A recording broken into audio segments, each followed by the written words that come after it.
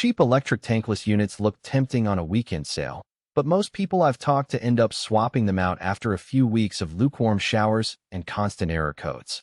The regret isn't just about the money, it's the hassle of a cold morning when the heater finally gives up on you.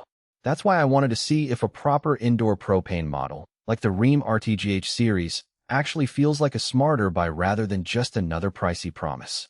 Link is in the description if you want to check the product details on Amazon. I spent the last 2 weeks watching a few families install this unit, reading the installation manual, and chatting with a licensed plumber who's installed a handful of Rheem systems. The goal was to move beyond the headline 199,900 BTU rating and figure out what life with a 9.5-gallon permanent tankless actually looks like on a typical weekday. First off, the biggest question most buyers ask is whether they really need a propane system instead of a conventional electric tank. Propane units generally give you hotter water faster, and they keep running even when the power goes out, a real advantage if you live in an area with occasional outages. The RTGH's condensing technology pushes the uniform energy factor up to 0.93, which is about as efficient as you'll see in the residential market. In plain English, that means you're getting more hot water for each gallon of propane you burn, so the operating cost stays reasonable even though you're paying a premium up front. Installation is the part that scares most homeowners. The kit does include mounting hardware, but the manual is clearly written for a professional. The unit weighs close to 150 pounds and needs a proper venting system to handle the low NOx exhaust. A licensed plumber I spoke with warned that you'll need a dedicated vent pipe that runs outdoors, plus a gas line sized for the 199,900 BTU draw. If you're comfortable with a bit of DIY and have the right permits, you can do the mounting yourself, but most people will end up paying a plumber anywhere from $800 to $1,200 for a code-compliant install.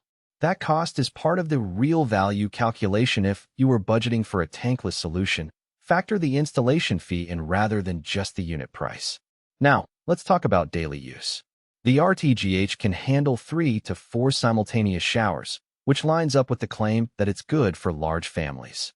In a house I visited with 5 members, 2 kids took showers back-to-back while the parents were doing laundry, and the water stayed consistently hot at the set temperature of 115 F.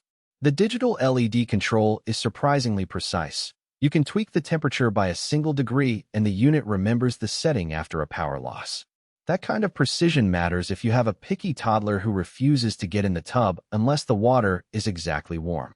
One practical strength I noticed is the on-demand feel. There's no standby heat loss like you get with a traditional tank, so you're not wasting energy while nobody's using water.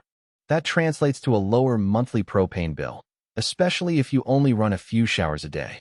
The unit also runs silently, no humming or whining that you sometimes hear with electric models, which makes it a good fit for an indoor installation near a living space.